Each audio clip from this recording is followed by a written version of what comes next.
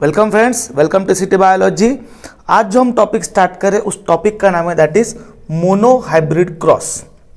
Yes, topic का नाम है that is mono hybrid cross. Yes बच्चों, हमने पिछले लेक्चर में ग्रेगर जॉन मेंडल के बारे में जाना। उन्होंने कौन सा एक्सपेरिमेंटल मटेरियल सिलेक्ट किया था, दैट मीन्स पी के बारे में जाना, कैरेक्टरिस्टिक ऑफ पाइसम सतावम, और मेंडल के एक्सपेरिमेंट की प्रोसीजर को समझा। यस, मेंडल के एक्सपेरिमेंट की प्रोसीजर को समझा पिछले लेक्चर में। यस, इस लेक्चर में हम लोग पहले मोनो हाइब्रिड क्रॉस क्या है ये समझेंगे। यस, मोनो हाइब्रिड क्रॉस क्या है ये समझेंगे, और इसके साथ Mendel first law that is law of dominance, law of dominance, yes, और Mendel second law that is law of segregation. Yes, क्योंकि Mendel first law that is law of dominance और Mendel second law that is law of segregation, ये दोनों law इस mono hybrid cross से ही proof हो जाते हैं। यस, मोनो हाइब्रिड क्रॉस से ही प्रूफ हो जाते हैं। हमारे बुक में डायरेक्ट लॉ ऑफ डोमिनेंस और लॉ ऑफ सेग्रीगेशन। यस, आप बोलोगे सर अभी भी आपने टर्मिनोलॉजीज नहीं पढ़ाई। सीधा आपने इंट्रोडक्शन लिया, इंट्रोडक्शन के बाद आपने मेंडल साहब के बारे में बताया, और सीधा आप अभी मोनो लॉ ऑफ डोमिनेंस और लॉ ऑफ सेग्रीगेशन की बात कर रहे हैं मोनो हाइब्रिड क्रॉस पढ़ाने के बाद, मोनो हाइब्रिड क्रॉस कराने के बाद, पर अभी भी आपने टर्म्स नहीं बताई। यस, तो बच्चों हम लोग तीनों लॉस पढ़ लेते, क्रॉसेस को समझ लेते, और फिर एक शॉट में सारे टर्म्स को समझेंगे। यस, और हमको इस मोनो हाइब्रिड क्रॉस के बाद जो फैक्टर वाली बात, अलील वाली बात, डोमिनेंट वाली बात, रिसेसिव वाली बात, ये हमको समझ जाएंगे। यस, पर अलग से हम उसको पढ़ने वाले हैं, जो बुक में टर्म्स दिए उसको भी हम पढ़ने वाले हैं। ठीक है, तो पहले स्टार्ट करते हैं that is mono hybrid cross. Yes, और फिर मोनो हाइब्रिड क्रॉस के बाद हम लॉ ऑफ डोमिनेंस और लॉ ऑफ सेग्रीगेशन इसी लेक्चर में। यस, तो सबसे पहले मोनो हाइब्रिड क्रॉस क्या है। यस, मोनो हाइब्रिड क्रॉस क्या है, देखो, a cross between two pure या homozygous parents differing in a single pair of contrasting character। मतलब तो समझ गया होगा कि आप यहां पर देखो, मेंडल की प्रोसीजर में हमको यह बात समझ में आ गई कि आप जब पेरेंटल जनरेशन फर्स्ट जो ले रहे हो क्रॉस के लिए, यस, एक पेड़ अगर टॉल है तो डेफिनेटली दूसरा पेड़ कैसा होना चाहिए, डॉर्फ। यस, बराबर। यस, और ये भी प्योर टॉल और ये प्योर डॉर्फ।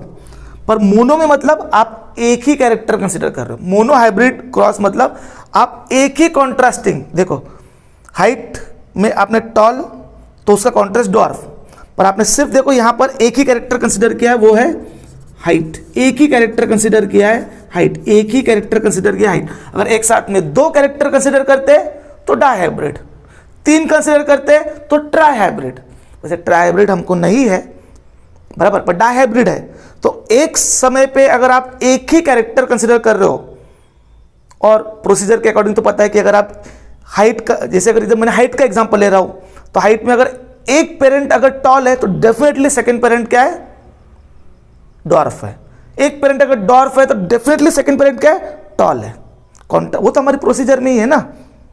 तो एक कॉन्ट्रास्टिंग कैरेक्टर पे अगर हम जो क्रॉस कर रहे हैं, एक वन कॉन्ट्रास्टिंग कैरेक्टर पे जो हम लोग क्रॉस करें, that cross called as a mono hybrid cross. और इससे जो रेशियो मिलेगा that is mono hybrid ratio. Yes, तो चलो इसकी प्रोसीजर को समझते हैं। यस, इसको पहले हम समझते कि मेंडल साहब ने जब मोनो हाइब्रिड क्रॉस किया तो क्या मिला उनको रिजल्ट। यस, क्या मिला उनको रिजल्ट, तो पहले उन्होंने क्या किया, स्टेप वन नहीं, उन्होंने क्या किया, कॉन्ट्रास्टिंग पेरेंट्स जो कि एक कॉन्ट्रास्टिंग कैरेक्टर, तो चलो हाइट ही ले रहा हूं मैं, दूसरा नहीं लेता हाइट। तो एक पेड़ अगर टॉल है तो दूसरा पेड़ क्या है, दूसरा पेड़ क्या है, ड्वार्फ। यस, और ये तो एंश्योर किया ही उन्होंने कि ये प्योर है तो ये भी प्योर है। सर आप वो लिख नहीं रहे कैपिटल टी स्मॉल टी, अरे वो बात अभी आने को है, पहले तो क्रॉस किए ना। हाँ, तो ये pure tall, pure dwarf. Yes, इसको उन्होंने पहले स्टेप में, ये है उनका फीमेल पेड़, फीमेल प्लांट। यस, ये है फीमेल प्लांट और ये है उनका मेल प्लांट। इनके बीच में क्रॉस, ये सिलेक्ट कर लिया। यस, इनके बीच में क्रॉस, इनसे क्या आएंगी, F1 जनरेशन। यस, इनसे क्या आएंगी, F1 जनरेशन, क्योंकि ये है मेंडल साहब की P1 जनरेशन। तो इनके जो सीड, इनके जो प्रोजेनिस मिली, तो ऑब्वियसली पी प्लांट है तो इनकी प्रोजेनी मतलब सीड।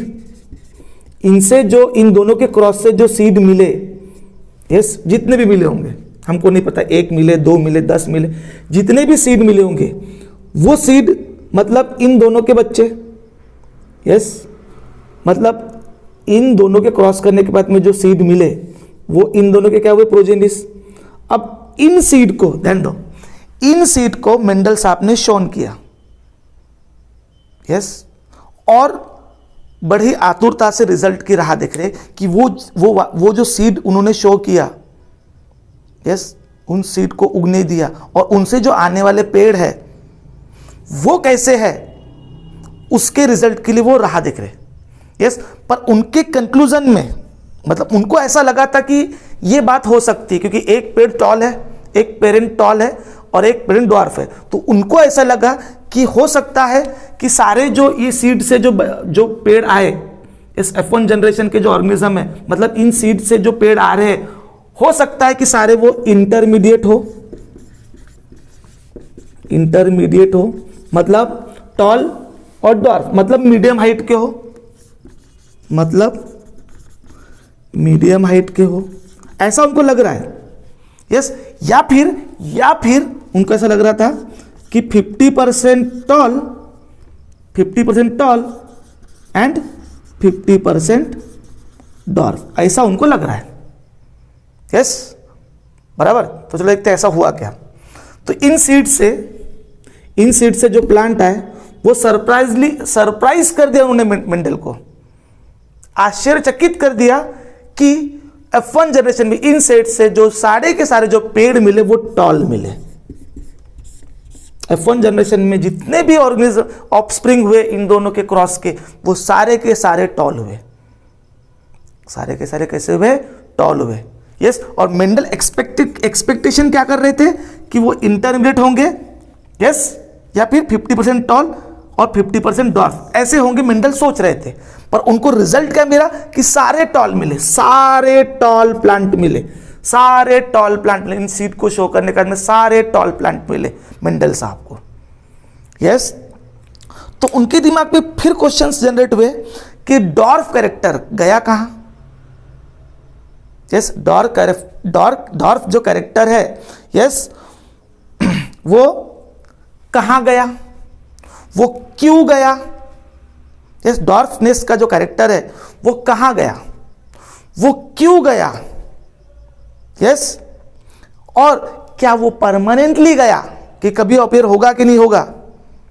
यस, कौन सा क्वेश्चन कि इस जनरेशन में डॉर्फ कैरेक्टर नहीं दिख रहा है, तो जो डॉर्फ कैरेक्टर वो कहां गया, क्यों गया, क्या वो परमानेंटली गया। सर आप वो बोल रहे हो क्या, गया खत्म टाटा बाय बाय, नहीं वैसी बात नहीं है सुनो। यस, कहां गया, यस, क्यों गया, डॉर्फ कैरेक्टर कहां गया, क्यों गया, क्या वो परमानेंटली चले गया। और ये जो टॉल है वो इसके जैसा टॉल है, मतलब प्योर टॉल है। ऑब्वियसली प्योर टॉल नहीं होगा, हमको पता है ना कि F1 जनरेशन हाइब्रिड है करके। तो डॉर्फ कैरेक्टर कहां गया, डॉर्फ कैरेक्टर क्यों गया, डॉर्फ कैरेक्टर परमानेंटली गया, या डॉर्फ कैरेक्टर, और ये जो टॉल है ये इसके जैसा टॉल है कि अलग है, मतलब टॉल दिख रहा है, इसके साथ टॉल दिख रहा है, पर क्या वो प्योर है या हाइब्रिड है, ये क्वेश्चंस थोड़े से मतलब प्योर है या क्या है, ये बात उनको दिमाग में परेशान कर रही थी। तो उन्होंने क्या किया, ये जो सारे जो टॉल जनरेशन मिली उन, अब सीड क्या हुआ, सीड से पेड़ मिले, अब इनको रिप्रोड्यूस होने दिया उन्होंने, और उसको आपका क्या बोलते हैं, सेल्फ पोलिनेशन से ही रिप्रोड्यूस होने दिया। और आपको तो पता है कि जो पी पेड़ है वो नेचुरली सेल्फ पोलिनेटेड है। यस, तो अब ये वाला जो ये है, यस, टॉल के, इस टॉल के बच्चों को ऑब्जर्व किया, तो वो हो जाएंगे आपकी F2 जनरेशन। मतलब वो जो टॉल पेड़ है उसी का मेल पार्ट और उसी के फीमेल पार्ट से जो भी सीड आए वो सीड मतलब F2 जनरेशन। यस, इसको आपने इस हाइब्रिड को, इस देखो इन दोनों से जो सीड आए वो सीड और उनका उससे टॉल, फिर उसके बच्चे, तो उसको मैंने ऐसे पेरेंट ले लिया, फिर उनके बच्चे, तो ये हो गए आपके F2 जनरेशन। अब इनको जब वो पेड़ बनने को देख रहा है, यस, तो अगेन मजेदार बात हो गई, कौन सी, कि उनको 3:1 रेशो में, मतलब उनको सीड सपोज टू भी मिले होंगे F2 जनरेशन में, सपोज टू भी एग्जांपल लो 1064, यस, 1064 सीड मिले, और उस 1064 सीड में से 1064 सीड में से, यस, 1064 सीड में से 787 सीड से जो प्लांट मिले वो टॉल मिले, 787 सीड से जो प्लांट मिले वो टॉल मिले, और 277 सीड से जो प्लांट मिले वो डॉर्फ मिले। यस, मतलब नियर अबाउट अगर हम लेते हैं तो इसका 3:1, इस 3:1 मतलब ये 3 पार्ट और ये 1 पार्ट के रेशो में टॉल और डॉर्फ अपीयर हुए। यस, मतलब डॉर्फ कैरेक्टर रीअपीयर हुआ, मतलब डॉर्फ कैरेक्टर रीअपीयर हुआ। बोले एक जनरेशन में गायब और फिर से रिपेयर हुआ। यस, कि ये कोई पुनर्जन्म वगैरह की कहानी तो नहीं चल रही है। यस, फिर मेंडल के दिमाग में बात आई कि यार F2 जनरेशन में फिर से डॉर्फ कैरेक्टर अपीयर हुआ, तो उनको ऐसा लगा कि हो सकता है कि मैंने जो ये टॉल पेड़ जो है ये फीमेल लिया है, टॉल पेड़ जो है फीमेल लिया है, तो फीमेल पार्ट मतलब ओव्यूल बड़ा और पोलन ग्रेन छोटे, तो इसलिए टॉल कैरेक्टर अपीयर हो रहा है। तो उन्होंने पेरेंट को रेसिप्रोकल क्रॉस किया, मतलब डॉर्फ पेड़ को अब उन्होंने डॉर्फ पेड़ को उन्होंने अब फीमेल लिया। यस, मतलब बाद में उन्होंने क्या किया कि इसको फीमेल लिया और इसको मेल लिया, पर रेशो सेम ही मिला।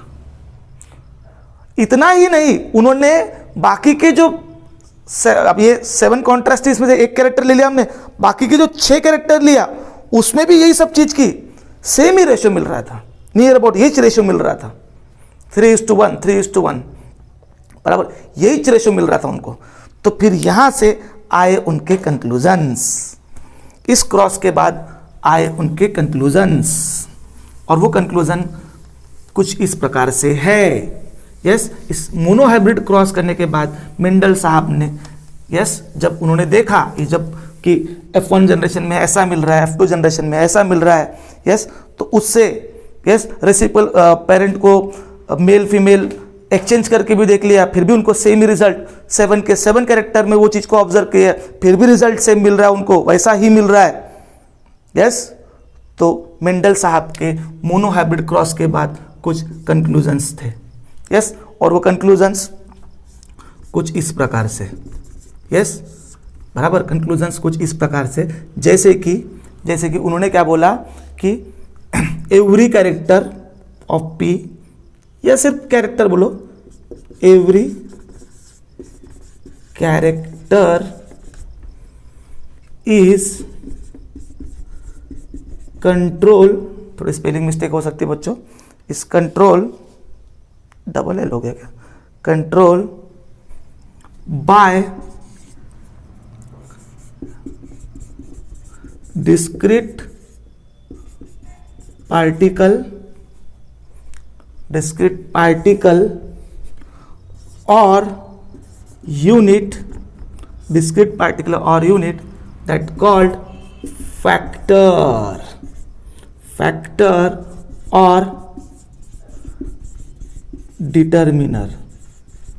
yes, factor or determiner. ठीक है, स्पेलिंग में नहीं आ रहा होना चाहिए, फैक्टर और डिटर्मिनर।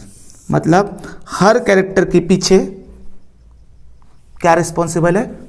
फैक्टर रिस्पॉन्सिबल है, जिसको आज हम जीन इस नाम से जानते हैं। मतलब मेंडल का फैक्टर आज के ज़माने का जीन है। यस, हर कैरेक्टर के पीछे क्या रिस्पॉन्सिबल है बोला उन्होंने? फैक्टर या डिटर्मिनर। मतलब वो फैक्टर उस कैरेक्टर के लिए रिस्पॉन्सिबल है। मतलब टॉलनेस के लिए कोई फैक्टर, डॉर्फनेस के लिए कोई फैक्टर, राउंड के लिए कोई फैक्टर, रिंकल के लिए कोई फैक्टर, हर कैरेक्टर के लिए कोई फैक्टर रिस्पॉन्सिबल है। यस, फैक्टर या डिटर्मिनर। और यही नहीं कि हर कैरेक्टर के ध्यान दो बच्चों, हर कैरेक्टर के टू अल्टरनेटिव और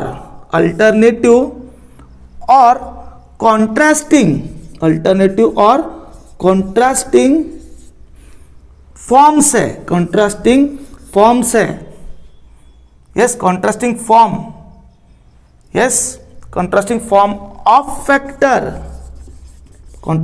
ऑफ फैक्टर, जिसको उन्होंने क्या बोला?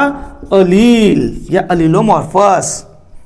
हर कैरेक्टर के दो अल्टरनेटिव फॉर्म या कॉन्ट्रास्टिंग फॉर्म है, यस, ऑफ फैक्टर। बराबर, हर कैरेक्टर के दो फैक्टर है, यस, और वो फैक्टर आपस में कॉन्ट्रास्ट है। यस, कॉन्ट्रास्टिंग कैरेक्टर के है, जिसको आपस में क्या बोला? अलील। मतलब कैरेक्टर अगर मैं हाइट ले रहा हूं, ध्यान दो बच्चों, कैरेक्टर अगर मैं हाइट ले रहा हूं तो उसके दो फॉर्म है बोलता है। यस, और वो दो फॉर्म आपस में कॉन्ट्रास्ट है। मैं जैसे कि टॉल का कॉन्ट्रास्ट डॉर्फ, तो टॉल के लिए कैपिटल टी, तो डॉर्फ के लिए स्मॉल टी। मतलब कैपिटल टी स्मॉल टी आपस में अलील हुए। Yes, capital T small T आपस में अलील हुए, क्योंकि वो एक ही कैरेक्टर के कॉन्ट्रास्ट फॉर्म है। यस बच्चों, ठीक है। तो ये बात थी, हर कैरेक्टर के पीछे फैक्टर या डिटर्मिनर, हर कैरेक्टर के दो फैक्टर जो कि आपस में अल्टरनेटिव या कॉन्ट्रास्ट है। यस, समझ आ रहे क्या? जिसको क्या बोलते हैं? अलील या अलीलोमॉर्फस। और एक बात कि उनमें से एक डोमिनेंट और एक रिसेसिव है।